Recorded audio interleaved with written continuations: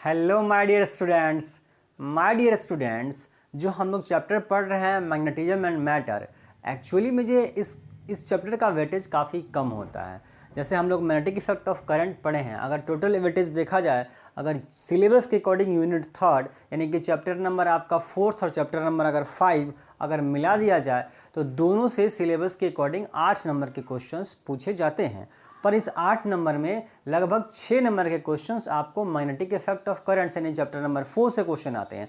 और जो चैप्टर 5 हम लोग पढ़ रहे हैं मैग्नेटिज्म एंड मैटर मैडियर, इससे जो है 2 मार्क्स के आसपास का क्वेश्चंस आता है मैटर। तो इसका इंपॉर्टेंस एग्जाम के व्यू से, क्वेश्चंस के व्यू से कम ही होता है। इसीलिए सीबीएसई ने भी इस साल क्या किया है, इससे कई सारे टॉपिक्स को हटा दिया है। हालांकि बिहार बोर्ड के अंदर कमी नहीं हुआ है, तो हम लोग कोशिश कर रहे हैं कि इसका जो वेटेज 2 मार्क्स का है, तो किसी तरीके से हम लोग को 2 मार्क्स अचीव करना ही करना है मैडियर। उसके अकॉर्डिंग हम अपनी पढ़ाई करेंगे। चलिए आज की क्लास शुरू करते हैं। आज हम लोग देखेंगे torque on a bar magnetic uniform magnetic field.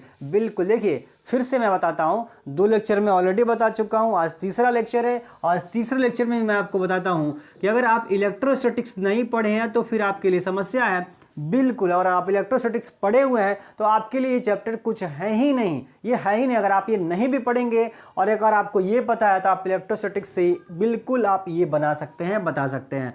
बोला सर चार्ज जहाँ जहाँ है वहाँ पे पोल की स्ट्रेंथ कर देनी है। बोला सर ये कर देना है, इलेक्ट्रिक डाइपोल मोमेंट को मैग्नेटिक डाइपोल मोमेंट में कन्वर्ट कर देना है मैडियर। ये बातें आपको ध्यान रखनी है। अब जहाँ इलेक्ट्रिक फील्ड था वहाँ पे, यहाँ पे चुंबकीय क्षेत्र मैग्नेटिक फील्ड है। और एक जो कांस्टेंट था 1/4 पाई एप्सिलॉन नॉट, ये किस में था सर? इलेक्ट्रोस्टैटिक्स में हम लोग पढ़ते हैं के की वैल्यू 1/4 पाई एप्सिलॉन नॉट। और हम लोग मैग्नेटिक इफेक्ट ऑफ करंट में पढ़ चुके हैं कि वो कांस्टेंट म्यू नॉट अपॉन 4 पाई हो जाता है। तो अगर आपको ये पता है मैडियर, आज तीसरा लेक्चर है और तीसरे लेक्चर में मैं वापस ये चीज़ें बता रहा हूँ कि अगर आपको इलेक्ट्रोस्टैटिक्स में ये 4 चीज़ें पता है तो इसी 4 का नाम बदल करके आप जस्ट ये कर दीजिए, आपका मैग्नेटिज्म वाला चैप्टर कंप्लीट हो जाएगा मैडियर। यानी जहाँ जहाँ चार्ज है, आवेश है, वहाँ वहाँ उसको छोटा एम से यानी पोल स्ट्रेंथ ध्रुव प्रबलता से बदल दीजिए। आवेश को ध्रुव प्रबलता से, विद्युत द्विध्रुवाघूर्ण को चुंबकीय द्विध्रुवाघूर्ण से, विद्युत क्षेत्र को चुंबकीय क्षेत्र से, और 1/4 पाई एप्सिलॉन नॉट जो कांस्टेंट था उसको म्यू नॉट अपॉन 4 पाई से बदल दीजिए। आपका मैग्नेटिज्म चैप्टर में हर जगह वही कहानी हो जाती है। चलिए आपको नोट करना होगा वापस से, अगर कोई स्टूडेंट नए हैं तो लिख लेंगे मैडियर।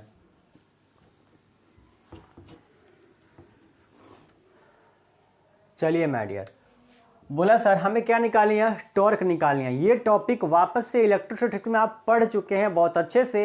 मैं बोल ही रहा हूँ कि बिल्कुल कॉपी पेस्ट हमको सब कुछ कर देना है इसमें। तो बोला सर वहाँ पे डाइपोल था और उसको इलेक्ट्रिक फील्ड में रखे थे, अब की बार वहीं डाइपोल को मैग्नेटिक फील्ड में रख दिए। तो बोला सर क्या हो जाएगा? इलेक्ट्रिक फील्ड ने इलेक्ट्रिक फोर्स लगाया, मैग्नेटिक फील्ड ने मैग्नेटिक फोर्स लगाएगा, और मैग्नेटिक फोर्स लगा, इलेक्ट्रिक फोर्स लगा करके उसको रोटेट करता था, यहाँ मैग्नेटिक फोर्स लगा करके उसको रोटेट कराया जाएगा। बात दोनों की सेम ही है, बस हमें वही चीज़ बतानी है। तो बोला सर एक मैग्नेट है, ये मैग्नेट का साउथ पोल है, ये नॉर्थ पोल है, ये मैग्नेट जो है और ये मैग्नेटिक फील्ड लाइन्स है, यानी ये मैग्नेटिक फील्ड डायरेक्शन है।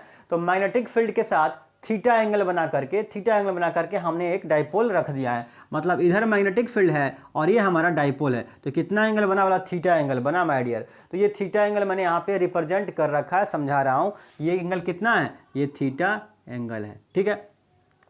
अब ये मैग्नेटिक लेंथ कितनी होती है? बोला सर 2L होती है। मैग्नेटिक लेंथ कितनी होती है? 2L। जैसे इलेक्ट्रिक डाइपोल में हम लोग डाइपोल की लेंथ कितनी लेते हैं? 2L लेते हैं, वैसे ही यहाँ पे मैग्नेटिक लेंथ कितनी होती है? बोला 2L होती है। तो ये 2L है, तो थीटा अगर ये है, ये अगर पूरा 2L है, तो 2L का कंपोनेंट अगर तोड़ेंगे ऊपर की ओर तो बोला सर 2L cos थीटा होगा, और ऊपर के परपेंडिकुलर यानी नीचे के डायरेक्शन में ये क्या हो जाएगा? बोला सर 2L sin थीटा हो जाएगा। आया बात समझ में? ये 2L है अगर, तो 2L का cos थीटा ऊपर और 2L का sin थीटा नीचे। कन्फ्यूजन नहीं होना चाहिए, थीटा जिसके साथ होगा उधर cos होता है, मतलब थीटा ऊपर वाले के साथ है तो cos ऊपर और नीचे में sin, तो ये हो जाएगा 2L sin थीटा।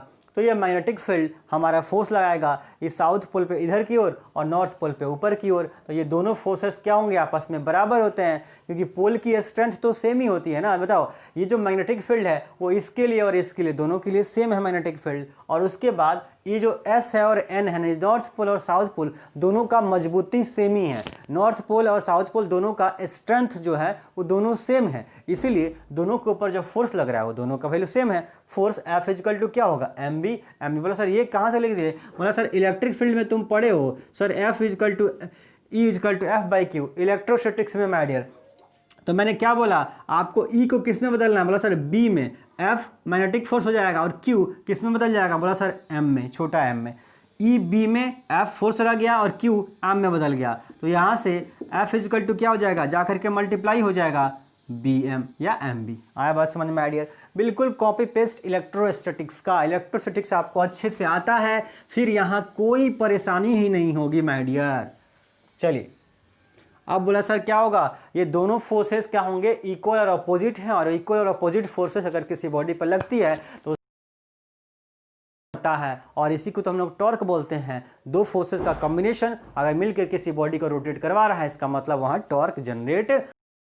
उस टॉर्क की वैल्यू कितनी होती है, बोला sir force into perpendicular distance. 11th class में मैकेनिक्स में हम लोग पढ़ते हैं कि torque equal to force into perpendicular distance. यहाँ रह गया फोर्स mb और परपेंडिकुलर डिस्टेंस, दोनों फोर्सेस के बीच की परपेंडिकुलर डिस्टेंस कितनी है, 12 sin थीटा है। तो ये mb फोर्स हो गया, इसमें मल्टीप्लाई करवा दीजिए 12 sin थीटा से, बात खत्म हो गया, डार्क आ गया माय डियर। जो काम आपने इलेक्ट्रोस्टैटिक्स में किया है वही काम आपको यहाँ करना है। चलिए लिख लेते हैं, थोड़ा सा जल्दी से कंप्लीट करते हैं इसे। Consider a bar magnet Sn whose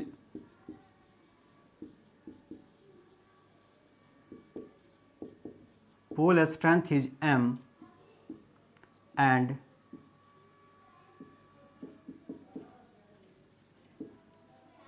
magnetic length is 12। Magnetic length कितनी है हमारी, 12। ध्यान से देखिए, मान लिया एक बार मैग्नेट है हमारा Sn, जिसका पुल का स्ट्रेंथ कितना है, बोला सर m है, और चुंबकीय लंबाई कितना है, मतलब हिंदी में लिख लीजिए, हिंदी में, हिंदी वाले बच्चे परेशान हो जाते हैं, कोई दिक्कत नहीं है। माना कि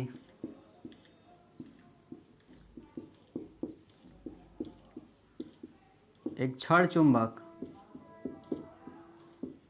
Sn है,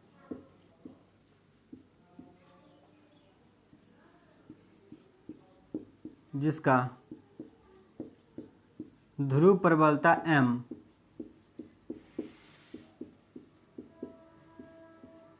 तथा चुंबकीय लंबाई 12 है। मैं हट गया हूँ माय डियर, फटाफट से नोट कीजिए, नोट कर लेंगे माय डियर, वीडियो पॉज कीजिए, नोट कीजिए। अब मैं मिटा रहा हूँ, समय हम लोग के पास कम रहता है भाई, 100 दिनों में पूरा आपका होल सिलेबस कंप्लीट करना है, इसलिए थोड़ा कोऑपरेशन आपकी भी चाहिए। चलिए मान लिया, हो गया जो मानना है। थीटा भी लिख ही लो, थीटा क्या है, बोला सर एंगल है किसके बीच में, एंगल बिटवीन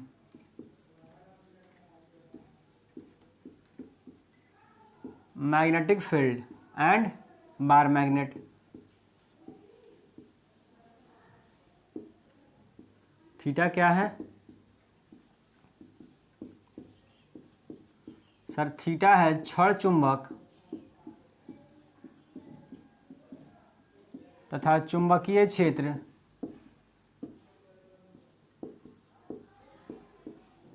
के बीच का कोण। ठीक है, दोनों के बीच का कोण है हमारे। अब क्या करना है, बोला कुछ नहीं करना है सर, फटाफट लिख दीजिए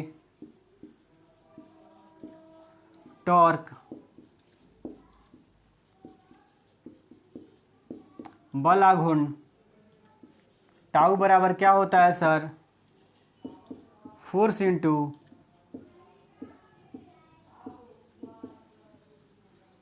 परपेंडिकुलर डिस्टेंस। अगर ये क्या लिखा है, परपेंडिकुलर मैंने बोल रहा हूं, परपेंडिकुलर डिस्टेंस बिटवीन फोर्सेस। बोला हिंदी में भी लिख दीजिए, बल गुना बलों के बीच की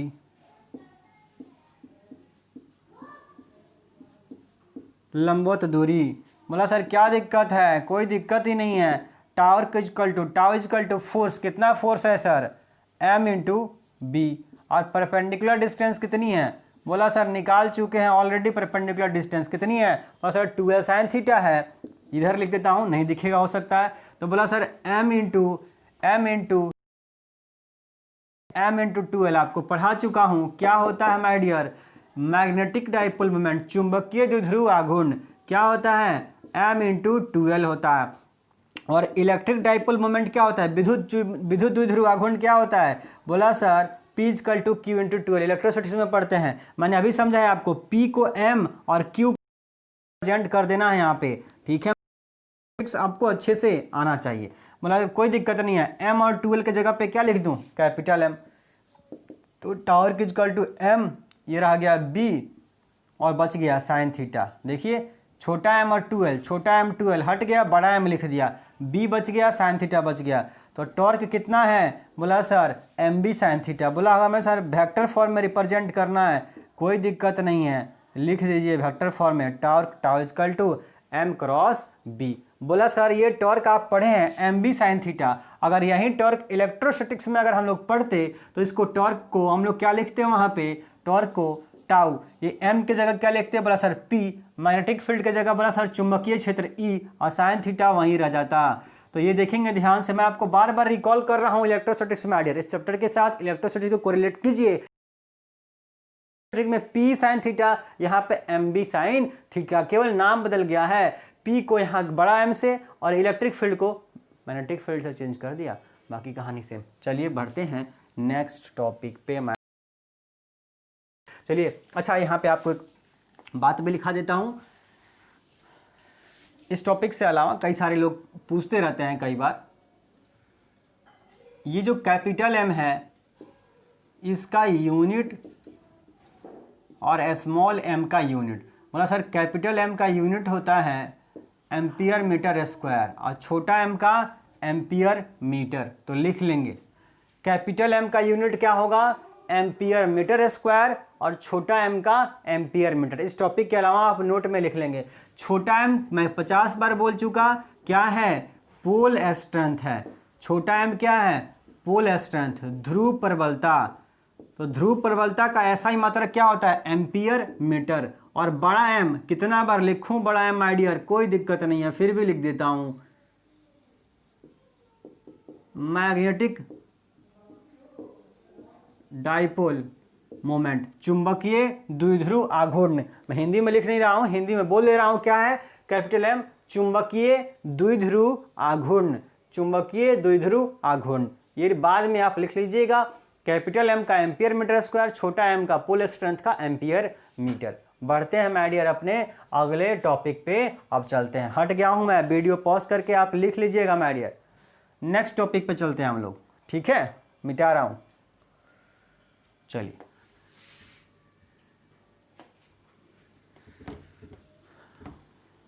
वीडियो रोकिए माय डियर और नोट्स बनाइए, नोट्स नहीं बनाइएगा, आप जहाँ भी पढ़ते होंगे इंस्टीट्यूशन के अंदर, वहाँ भी जो नोट्स मिलता होगा, आप जो हैंड राइटिंग नोट्स आप खुद से लिखते हैं माय डियर, वो ही आपके काम आएगा। अगर मैं इसका PDF फॉर्मेट दे दूंगा वो आपके लिए बेकार है, आप नहीं पढ़ेंगे, ये मुझे पता है। एक दिन देखेंगे, 2 दिन देखेंगे, तीसरे दिन से आप नहीं देखेंगे। पर अगर इस चीज़ को आप वीडियो पॉज करके खुद से हाथ से लिखते हैं माय डियर, आप उसे रोज़ रोज़ देखेंगे, आपका इंटरेस्ट उसमें बढ़ेगा माय डियर। ये जो है फैक्ट है बिल्कुल, तो इस बात को समझें। और केवल ये ना मांगें कि सर ये दे दीजिए, PDF दे दीजिए, नोट्स दे दीजिए, ये अगर आप करते हैं तो फिर ये आपकी अपने लिए नुकसान है माय डियर, बस मैं तो यही कहूँगा। चलिए नेक्स्ट टॉपिक पर चलते हैं माय डियर, इसी से रिलेटेड थोड़ा सा आगे बढ़ते हैं इसमें टॉपिक में। लिखिए work done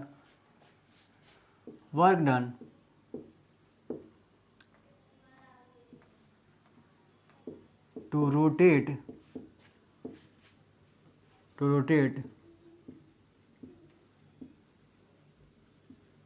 the bar magnet in uniform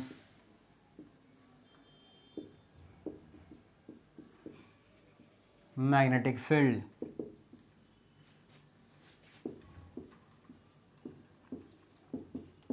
किसी छड़ चुंबक को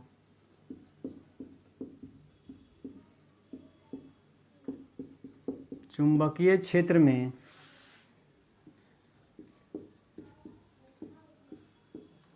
घुमाने में किया गया कार्य। ठीक है, कई बार इसको potential energy of bar magnet भी बोला जा सकता है, पोटेंशियल एनर्जी के रूप में भी बोला जा सकता है। बोला सर कोई दिक्कत है? कोई दिक्कत नहीं है, हम लोग पहले सब कुछ पढ़ चुके हैं। जो पिछला फोटो बनाए थे वही सेम फोटो है, जो पिछला फोटो बनाया था ना वही सेम फोटो यहाँ भी बनाना है, बस हमको थोड़ा सा वर्क डन निकाल लेना है। तो अगर हमको टॉर्क पता है तो वर्क डन क्यों नहीं निकालेंगे my dear? Torque equal work done is equal to torque into d theta होता है। कोई दिक्कत है? कोई दिक्कत नहीं है। चलिए माय डियर, ये है मैग्नेटिक फील्ड। बोला सर ये साउथ पोल अभी आपने देख लिया, ये नॉर्थ पोल। साउथ पोल पे सर नीचे की ओर फोर्स, नॉर्थ पोल पे ऊपर की ओर फोर्स। ये रहा एम बी, ये रहा एम बी। बोला सर ये एंगल थीटा है, कोई दिक्कत नहीं है।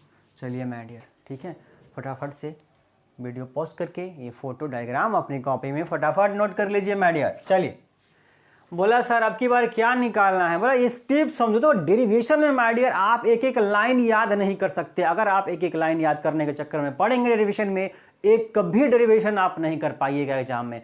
क्योंकि अगर आप एक एक लाइन याद करेंगे, क्या होने वाला है, क्या होगा माय डियर? अगर बीच से आपका एक लाइन दिमाग से निकला तो आगे आप डेरिवेशन कर ही नहीं पाएंगे, आपको वहीं पे डेरिवेशन छोड़ना पड़ेगा। तो डेरिवेशन की एक खासियत होती है कि कभी आप एक एक लाइन याद नहीं करें, ओनली स्टेप याद करें कि कैसे ऑपरेट करना है आपको। जस्ट ये दिमाग में रखेंगे। हमको दिमाग में रखना है कि सर वर्क डन निकालना है। सुनिए मेरी बात, इसको डेरिवेशन करना है तो हम कैसे करेंगे? बोला सर वर्क डन चाहिए, कार्य चाहिए। तो कार्य बराबर क्या होता है? बल गुना विस्थापन होता है, फोर्स इंटू डिस्टेंस, डिस्प्लेसमेंट होता है।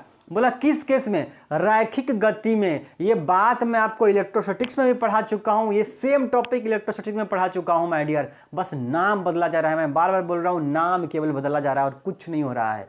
Work done is equal to force into displacement. ये रैखिक मोशन में, एक रेखा में वस्तु चलती है, लीनियर मोशन में होती है तो इसका इस्तेमाल करते हैं। अगर वस्तु रोटेट करती है, सर्कुलर मोशन होता है, रोटेशनल मोशन होता है, वृत्तीय गति होती है, वहाँ पे ये फोर्स इनटू डिस्प्लेसमेंट यूज नहीं करेंगे। बोला सर चेंज कर देंगे, क्योंकि अगर कोई वस्तु घूम रही है तो घूमने में हमारा लीनियर फोर्स नहीं है। कौन सा फोर्स है? बोला सर वहाँ टॉर्क जनरेट हो रहा है, टॉर्क हमको घुमा रहा है। तो जो फोर्स होता है वो लीनियर में यूज करते हैं। लेकिन अगर वस्तु रोटेट हो रही है, घूम रही है, तो घूमेगी किसकी वजह से? बोला सर टॉर्क की वजह से। तो फोर्स किस में बदल जाता है? बोला सर टॉर्क में बदल जाता है। और जो ये विस्थापन, जो रैखिक विस्थापन था, रैखिक विस्थापन, लीनियर डिस्प्लेसमेंट, वो किस में बदल जाएगा? एंगुलर डिस्प्लेसमेंट में। रैखिक विस्थापन कोणीय विस्थापन में बदल जाएगा। मतलब कितना कोण बना रहा है, घूम करके ऐसे है, कितना घूम गया, घूम गया, घूम गया। बोला घूम गया तो कोई दिक्कत नहीं है, जितना घूमा बता दो कितना घूम गया। बोला सर डी थीटा घूमेगा। शुरू में डी थीटा घुमा लेंगे उसको। डी थीटा का मतलब छोटा सा कोण। अब छोटा सा कोण घुमाओगे तो कार्य भी तो छोटा सा ही करना पड़ेगा। तो हम फॉर्मूला यूज करेंगे डी डब्ल्यू equal to tau into d theta. कुछ भी नहीं किया है, वही वर्क का, वही कार्य का फॉर्मूला। कार्य बराबर बल गुना विस्थापन। वही कार्य हमारा बल टॉर्क में, बल आघूर्ण में बदल जाएगा। बल जो है बल आघूर्ण में बदल जाएगा और रैखिक विस्थापन कोणीय विस्थापन में बदल जाएगा। माय डियर अब कुछ करना ही नहीं है। टॉर्क की वैल्यू आपको पहले से याद है कि सर टॉर्क जो होता है वो एम बी साइन थीटा होता है। और ये रहा डी थीटा माय डियर, ये रहा हमारा। बोला सर अब क्या करना है? अब बोला ये तो छोटे से एंगल के लिए है। अब बोला 10 डिग्री से 50 डिग्री घुमा रहे हैं तो कितना वर्क डन करेंगे? बोला सर जहाँ से जहाँ जाना है ना, इंटीग्रेशन करके टोटल वर्क डन निकाल दीजिए, काम ही खत्म है। ये छोटे से एंगल के लिए छोटा सा वर्क डन, पर पूरे एंगल के लिए पूरा वर्क डन। तो पूरा एंगल कितना है हमें नहीं पता कितना है सर, हमें नहीं पता कि इसको कहाँ पे रखा गया है और बाद में कहाँ लेके जाया जाएगा माय डियर। ठीक है, तो इसलिए हम लोग क्या मान लेंगे कि सर पहले थीटा 1 पे है और बाद में थीटा 2 है। बस बात खत्म। इंटीग्रेशन कीजिएगा, एक लाइन का इंटीग्रेशन, डेरिवेशन कंप्लीट। स्टेप याद कीजिए। कि कार्य निकालना है तो कार्य equal to torque into d theta होता है एंगुलर डिस्प्लेसमेंट, और टॉर्क का फॉर्मूला रखिए, डी थीटा रखिए, इंटीग्रेशन कर दीजिए, वो सब केवल आप दिमाग में चलाइएगा, डेरिवेशन आपसे हो जाएगा। लेकिन अगर आप एक एक लाइन ऐसे याद करते रहेंगे नहीं होगा, फंस जाएंगे माय डियर। चलिए ये मैंने समझा दिया, मैं बाकी इसको अब लिख देता हूँ, इसमें कोई लैंग्वेज वैंग्वेज नहीं लिखूंगा, ठीक है। Let a bar magnet Sn whose dipole moment लिखिए, whose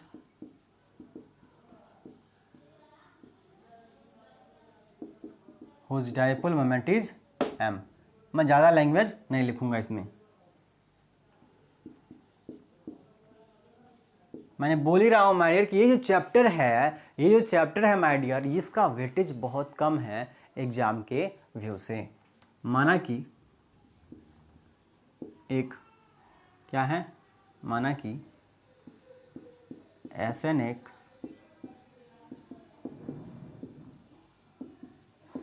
क्षण चुंबक है जिसका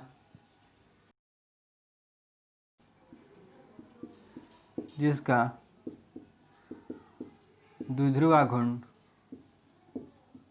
कैपिटल M है। बस एक लाइन और कुछ नहीं, नोट्स बनाइए। अगर आप यकीन मानिए वीडियो सच में आप नोट्स बना रहे हैं माय डियर, आप लोग जब एग्जाम देने जाएंगे आप इतने खुश होंगे कि लगेगा कि यार ये सारे चीज़ यही तो हम पढ़ के आए हैं। और यकीन मानिए जितना पढ़ा रहा हूँ सारे क्वेश्चंस यहीं से आने वाले, कहीं से भी नहीं आएगा माय डियर।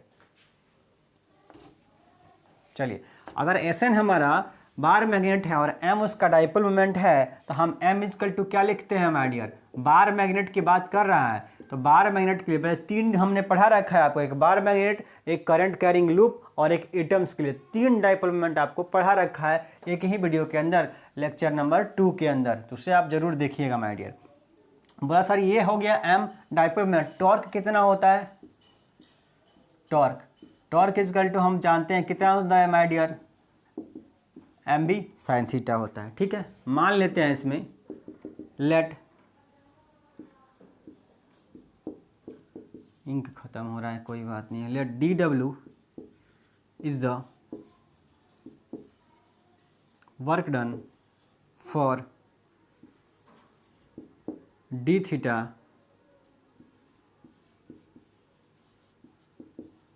रोटेशन। माना कि ऐसे लिखें, माना कि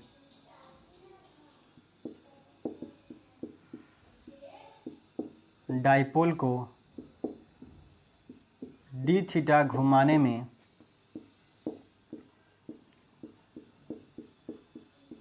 किया गया कार्य dw है, तब नोट कर लेंगे माय डियर। फटाफट से वीडियो पॉज कीजिए और ये नोट कीजिए, तब तक मैं इंक ले लेता हूँ।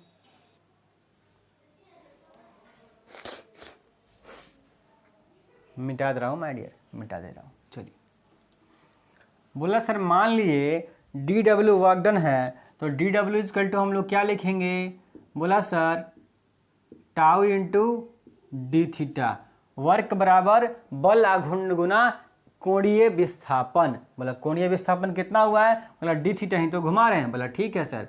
तो dw इजकल टू हम लोग टॉर्क, अभी हमने टॉर्क का फॉर्मूला लिखा था और अभी प्रूफ भी करके दिखाया टॉर्क कितना होता है, बोला sir mb sine theta D theta, ये रह गया हमारा टॉर्क, ठीक है। अब हमें नहीं पता कहाँ से कहाँ जाना है तो हम मान लेंगे net work done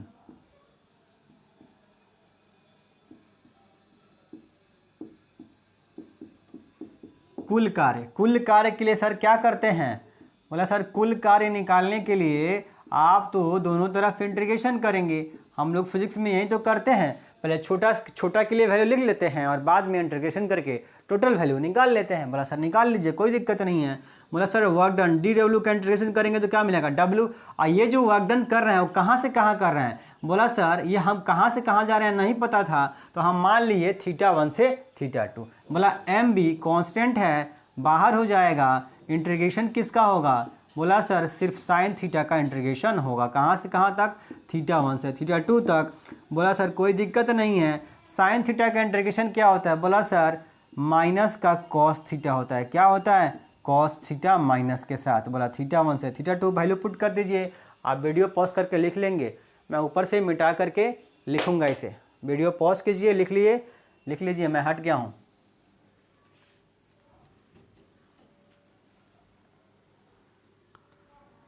video pause करके लिख लेंगे माय डियर।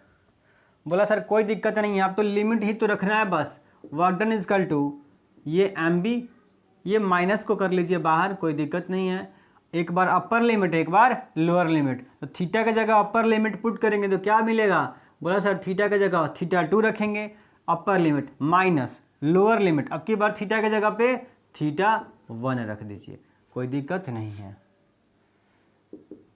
बोला सर अब इस माइनस को अंदर मल्टीप्लाई कर दीजिए, तो एम बी ये हो जाएगा प्लस का और ये हो जाएगा माइनस का, तो cos θ1 माइनस cos θ2, ये आ गया वर्क डन का फॉर्मूला। मैं हट गया हूँ, वीडियो पॉज करके नीचे वाला लिख लेंगे, मैं नीचे वाला मिटाऊंगा अभी, ठीक है माय डियर। चलिए, बोला सर इलेक्ट्रोस्टैटिक्स में सेम चीज पढ़े हैं कि एक डाइपोल को इलेक्ट्रिक फील्ड में रोटेट कराने में किया गया कार्य कितना होता है, वहां पे हमने सिंपली पढ़ा है work done is equal to PE cos θ1 minus cos θ2 my dear, यही तो फार्मूला पढ़ा हुआ है इलेक्ट्रोस्टैटिक्स में, ये पढ़ा है, मैंने बार बार बोल रहा हूं, P को कैपिटल N में और इलेक्ट्रिक फील्ड मैग्नेटिक फील्ड में चेंज कर दीजिए, सब कुछ सेम है इलेक्ट्रोस्टैटिक्स का जैसा। बस ये देखिए इलेक्ट्रोस्टैटिक्स में था, ये यहाँ पे मैं आपको कंपेयर करके इलेक्ट्रोस्टैटिक्स भी रिवाइज करवा रहा हूँ साथ साथ में। चलिए, बोला सर अगर जो है यहाँ पे क्या हो जाए, अगर सर θ1 क्या हो जाए, यहाँ पे केस बना लीजिए, इफ θ1 क्या हो जाए 0 डिग्री और θ2 कितना हो जाए प्लस थीटा, तो पहले पुट कर दीजिए। बोला एम बी θ1 0, तो cos 0 कितना होगा, बोला सर 1 हो जाएगा, और θ2 के जगह पे क्या रखना है, जाएगा m b 1 minus cos theta, ठीक है, ये केस नंबर फर्स्ट हो गया। केस नंबर सेकंड, अगर θ1 क्या हो 90 डिग्री हो और θ2 क्या हो मतलब थीटा हो, तो θ1 90 डिग्री पुट कीजिएगा, तो cos 90 क्या होता है माय डियर, θ1 90, तो cos 90 बोला सर 0, तो बोला 0 लिख दीजिए, और θ2 की जगह पे बोला थीटा, बोला सर 0 है हट जाएगा, तो क्या मिल जाएगा, ये माइनस का m b cos theta, minus का एम बी कॉस थीटा, ठीक है माय डियर। अब अगर इसका भी केस बनाएंगे, इसका भी अगर केस बनाएंगे, तो केस फर्स्ट अगर थीटा की वैल्यू क्या हो जाए 0 डिग्री, इसका सेकंड का भी केस बनाइए, तो थीटा की वैल्यू अगर 0 डिग्री है तो cos 0 1, तो हमारा वर्क डन क्या मिलेगा, बोला सर माइनस एम बी मिलेगा, और इस माइनस एम बी में हमारा जो डाइपोल होगा वो होगा स्टेबल इक्विलिब्रियम में, स्टेबल इक्विलिब्रियम। तो कई बार ऑब्जेक्टिव क्वेश्चन में पूछा जाता है कि स्टेबल इक्विलिब्रियम अस्थाई साम्य अवस्था, स्टेबल माने अस्थाई और इक्विलिब्रियम माने साम्य अवस्था, तो अस्थाई साम्य अवस्था में जो मैग्नेट होगा उसका क्या होगा वर्क डन, उस मैग्नेट का वर्क डन कितना होगा स्टेबल इक्विलिब्रियम कंडीशन में, तो बोला माइनस एम बी, माइनस लगा के रखा हुआ है। अगर थीटा की वैल्यू यहाँ पे कितनी हो जाए, अगर थीटा की वैल्यू सर 180 हो जाए, अगर थीटा 180 हो जाए तो cos 180 माइनस 1 होती है, तो ये बाहर में माइनस था और इसकी वैल्यू माइनस 1 आएगी, तो minus minus plus m b हो जाएगा। कब हो जाएगा, थीटा की वैल्यू 180, थीटा 0 है तो माइनस आएगा, थीटा अगर 180 है तो प्लस आएगा, तो इस वाले केस को हम लोग बोलते हैं अनस्टेबल, क्या बोलते हैं अनस्टेबल इक्विलिब्रियम। मैं चेक कर रहा हूँ आपको दिख रहा है कि नहीं दिख रहा है, बोला लास्ट ही है, यहाँ तक दिख जाएगा। अनस्टेबल अगर प्लस में है तो अनस्टेबल इक्विलिब्रियम, माइनस है तो स्टेबल इक्विलिब्रियम, अस्थाई साम्यावस्था और अस्थाई साम्य अवस्था। ये ऑब्जेक्टिव क्वेश्चंस के लिए मैंने आपको एक केस लिखा दिया। तो ये टॉपिक हमारा यहाँ पे अब समाप्त हो जाता है माय डियर। आप फटाफट से नोट कर लीजिए, फिर हम लोग थोड़ी चर्चा करते हैं नेक्स्ट टॉपिक पे, जो डेरिवेशन है। उस डेरिवेशन वाले पोर्शन में माय डियर हम समझ लेंगे, एग्जाम में आपके लिए बिल्कुल नहीं आएगा, समझ लेंगे। अब मैं इसे मिटा रहा हूं, वीडियो पॉज करके लिख लीजिएगा।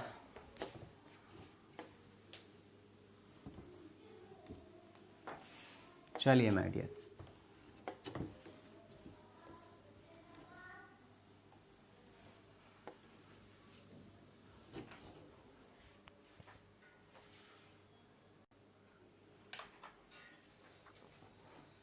चलिए बढ़ते हैं एक टॉपिक पे। ये टॉपिक माय डियर, इसका डेरिवेशन है, और डेरिवेशन हम लोग करेंगे नहीं, एग्जाम में आता नहीं है। मैं आपको करने का तरीका यहाँ पे समझा रहा हूँ। अगर आप इलेक्ट्रोस्टैटिक्स का वीडियो नहीं देखे हैं तो इलेक्ट्रोस्टैटिक्स में जाइए, पहले वो वीडियो देखिए जिसमें मैंने आपको एक डाइपोल के एक्सियल पोजीशन और इक्वेटोरियल पोजीशन पे एक लेक्चर है, उसमें एक वीडियो है जिसमें हमने दोनों डेरिवेशन आपको करके दिखाया हुआ है। क्या दिखाया हुआ है वहाँ पे मैं आपको समझा रहा हूँ कि वहाँ पे आपको डाइपोल होगा, एक डाइपोल होगा, ये माइनस चार्ज, ये प्लस चार्ज। इलेक्ट्रोस्टैटिक्स का रिवीजन करवा रहा हूँ साथ साथ में माय डियर। ये माइनस और प्लस चार्ज, मतलब माइनस प्लस को मिलाने वाली लाइन ही एक्सिस होती है। तो इसके एक्सिस पे कहीं कोई पॉइंट P था और इस पॉइंट पे हमने इलेक्ट्रिक फील्ड आपसे निकालने के लिए कहा हुआ था माय डियर। यहाँ से हमने आपको बोला था कि निकाल लीजिए के लिए, तो ये LL था और यहाँ से ये डिस्टेंस कितनी थी, बोला R थी माय डियर। तो अगर हमने यहाँ से इसके लिए डिस्टेंस लेना था तो हमने आपको क्या बोला था कि सर R माइनस L ले लीजिएगा, और इसके लिए अगर डिस्टेंस यहाँ से यहाँ डिस्टेंस अगर लेना है तो R प्लस L हो जाएगा। और बस हमने वहाँ पे E पे P पे इलेक्ट्रिक फील्ड की वैल्यू आपको निकाल दी थी 1/4 pi epsilon not 2p/r cube. ये डेरिवेशन आपको वहाँ पे मैंने करवा रखा है माय डियर। ये एक्सियल पोजीशन का केस था, और इक्वेटोरियल में मैंने बोला था कि एक्सिस है, ये एक्सिस है हमारा, ये माइनस ये प्लस चार्ज। तो इस एक्सिस के परपेंडिकुलर सेंटर से कितना डिस्टेंस पे पॉइंट था, P। तो इसी सेंटर से R डिस्टेंस पे पॉइंट P लंबवत। तो ये एक्सियल पोजीशन हो गया, अक्षीय स्थिति, ये निरक्षीय स्थिति या विषुवतीय स्थिति कह लीजिए। तो अक्षीय स्थिति में ये रहा और निरक्षीय स्थिति विषुवतीय स्थिति में ये रहा, इक्वेटोरियल पोजीशन में ये पॉइंट था। तो यहाँ से हमने आपको इलेक्ट्रिक फील्ड हमने आपको बता रखा है कि सर एक इलेक्ट्रिक फील्ड इधर जाता है, एक इधर जाता है, दोनों के बीच में हम लोग यहाँ पे कंपोनेंट E1 का और E2 का ले लेते हैं माय डियर। ये थीटा होता है, ये भी थीटा होता है, ये थीटा होता है, तो इस डायरेक्शन में हो जाता है। ये फर्स्ट ले लीजिए अगर, तो E1 कॉस थीटा, और ये सेकंड ले लीजिए तो E2 का कॉस थीटा, दोनों सेम हो जाएगा और दोनों को जोड़ देंगे तो नेट इलेक्ट्रिक फील्ड हमारा इस पॉइंट पे आ जाता है। किस केस में, इक्वेटोरियल में। और इस इक्वेटोरियल की वैल्यू कितनी निकल के आती है, ये हमारा एक्सियल था, आप याद कीजिए, ये ई इक्वेटोरियल वो कितना निकल के आया था, 1/4 pi epsilon not P/r cube, ये निकल के आया था। आया बात समझ में? ये देखेंगे, ये एक्सियल और इक्वेटोरियल का डेरिवेशन है इलेक्ट्रिक फील्ड का। किस केस में, बोला सर डाइपोल के केस में। सेम टू सेम डेरिवेशन, हु बहु डेरिवेशन, हम लोग इस बात को समझ लीजिए, हु बहु डेरिवेशन मैग्नेटिक फील्ड निकालने के लिए भी है, एक डाइपोल की वजह से, बार मैग्नेट की वजह से। मैं अब चीज़ों को थोड़ा सा समझा रहा हूँ। अब जरा बार मैग्नेट को, ये इलेक्ट्रिक फील्ड की कहानी समझा दिया। अब अगर देखिए जो मैं आपको कहने जा रहा हूँ, बताने जा रहा था, वो एक्सियल कंडीशन में बोला सर अगर एक बार मैग्नेट है, ये हमारा बार मैग्नेट, ध्यान से समझिए, ये क्या है सर, बार मैग्नेट है, ठीक है। ये साउथ पोल हो गया, ये नॉर्थ पोल हो गया। जैसे देखिए साउथ पोल को निगेटिव मानते हैं, साउथ पोल को निगेटिव और नॉर्थ पोल को पॉजिटिव। ये जो है इंटरलिंकिंग समझिए, अगर आप इलेक्ट्रोस्टैटिक्स और मैग्नेटिक फील्ड में इंटरलिंकिंग समझ गए, ये कोरिलेशन समझ गए, आपके लिए चैप्टर कुछ नहीं है। मैं बार बार चिल्ला चिल्ला के ये बात बोल रहा हूँ। ये साउथ पोल को माइनस और नॉर्थ पोल को प्लस, यानी कि हमारा देखिए ये साउथ पोल, ये माइनस चार्ज था साउथ पोल से, ये नॉर्थ पोल था यहाँ पे प्लस चार्ज, उसको नॉर्थ पोल मान लिया। अब इन दोनों को मिलाने वाले जो लाइन होगी वहीं तो इसकी एक्सिस होगी, इसके एक्सिस पे कहीं कोई पॉइंट P है माय डियर, ये इसका सेंटर पॉइंट है। इस सेंटर पॉइंट से हम इसका डिस्टेंस कितना ले लेंगे, R, जो सेंटर से लिया था डिस्टेंस R, तो ले लेंगे। बोला सर करना क्या है, इस नॉर्थ पोल से इस पी की डिस्टेंस कितनी हो जाएगी, बोला सर r माइनस एल होगी। क्यों, क्योंकि ये l है और ये भी l है। आ रहा है बात समझ में। टोटल लेंथ कितनी होती है चुंबक की, चुंबकीय लंबाई मैग्नेटिक लेंथ कितनी होती है, बोला 2l होती है। तो ये l और इस s से डिस्टेंस कितनी हो जाएगी, बोला सर r प्लस एल हो जाएगी। r ये है और ये l है, तो इस r में l जोड़िएगा तो टोटल r प्लस एल हो जाएगा। और ये r इतना है और r में से अगर इतना घटाइएगा, r में से इतना घटाइएगा तभी तो r माइनस एल बचेगा। ये r माइनस एल हो गया माय डियर। ठीक है, इस बात को समझेंगे। ये डेरिवेशन बिल्कुल हूबहू है, तो सेम टू सेम प्रोसीजर अपनाना है। मैं आपको क्या बोल रहा हूं कि आपको क्या चेंज करना होगा, इलेक्ट्रिक फील्ड को मैग्नेटिक फील्ड से चेंज कर दीजिएगा। डाइपोल मोमेंट, जो इलेक्ट्रिक डाइपोल मोमेंट है P, उसको मैग्नेटिक डाइपोल मोमेंट चुंबकीय द्विध्रुव घूर्ण M से चेंज कर दीजिएगा माय डियर। जो स्टूडेंट्स नए हैं वीडियो जरूर देखिए, क्योंकि वो डेरिवेशन इंपॉर्टेंट है इस डेरिवेशन के मुकाबले एग्जाम के व्यू से माय डियर। तो जरूर देखिएगा। इलेक्ट्रिक फील्ड को मैग्नेटिक फील्ड में, बी में और पी को कैपिटल एम में। मैं 50 बार बोल चुका ये बात को। बोला सर तो इस केस में एक्सीएल में कितना आ जाएगा, अगर ये एक्सीएल का केस है तो एक्सीएल का डेरिवेशन हम करेंगे बस वैल्यू रख करके। तो क्या मिलेगा, E equal 1/4 pi epsilon naught electric field में होता है। अभी चैप्टर शुरू होने से पहले मैंने आपको बताया कि 1/4 पाई एप्सिलॉन हमारा यहाँ पे क्या हो जाएगा, बोला सर म्यू नॉट अपॉन 4 पाई हो जाएगा। मैग्नेटिज्म का चैप्टर है, मैग्नेटिक इफेक्ट वाला चैप्टर है, तो इसमें हम लोग कांस्टेंट म्यू नॉट अपॉन 4 पाई लेते हैं। ये 2p है तो बोला 2 वैसे ही रहेगा। और p को किस में बदलना है, बोला सर m में, m लिख दीजिए, r का r3। तो ये हमारा डेरिवेशन हो जाता है माय डियर। किस केस के लिए, मैग्नेटिक फील्ड का हो जाता है एक्सियल पोजीशन में। Same to same. अगर इक्वेटोरियल की बात करेंगे तो सेम टू सेम कहानी। ई इक्वेटोरियल कितनी मिल जाएगी, बोला सर म्यू नॉट अपॉन 4 पाई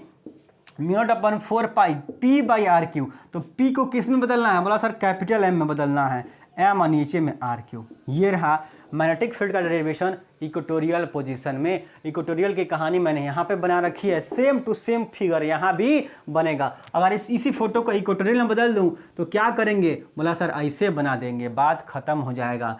और चेंज करना है थोड़ा सा चेंज कर देंगे, ये नॉर्थ और साउथ कर लीजिएगा, बस यही चीज़ है, हूबहू है माय डियर। तो आज के लिए हम लोग इतना ही पढ़ेंगे माय डियर।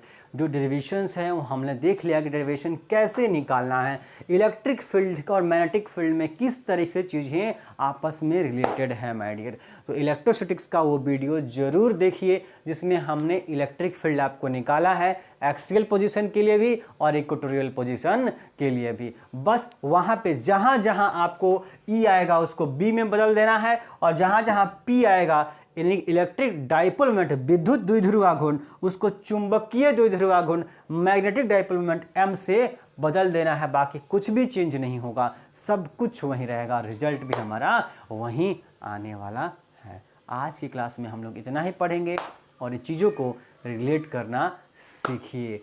वीडियो शेयर कीजिए माय डियर। मैं हमेशा कहता हूँ आप जो है फ्री में आपको हर एक चीज़, आपका क्रैश कोर्स 100 दिनों में, आप किस इंस्टीट्यूट में पढ़ रहे हैं, जिस कोचिंग में पढ़ रहे हैं, वहाँ भी नहीं कराया जाएगा, वहाँ भी आपका सिलेबस फुल नहीं होगा। लॉकडाउन की वजह से पढ़ाई कोचिंग इतने पीछे हो गए हैं कि सिलेबस आपका नहीं होने वाला है। पर मैं जिम्मा लिया हूँ, मैं 100 दिनों में 30 दिसंबर तक आपका सिलेबस फाइनल कर रहा हूँ माय डियर। तो बदले में बस आप कुछ भी नहीं माय डियर, आपको कुछ नहीं, सिर्फ वीडियो शेयर करना है, अपने दोस्तों तक पहुँचाना है माय डियर।